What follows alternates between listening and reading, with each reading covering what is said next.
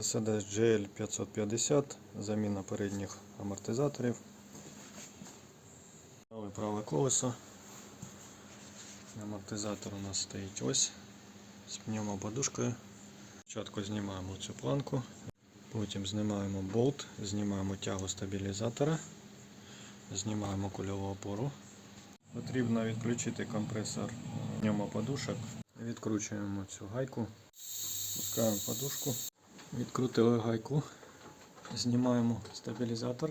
Для того, щоб зняти саму стойку, тут лише цей болт витягаємо і знімаємо. Праву сторону тут все зібрали,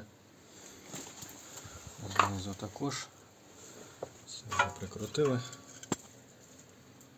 Так, ліву робимо аналогічно. Ліву сторону також зібрали.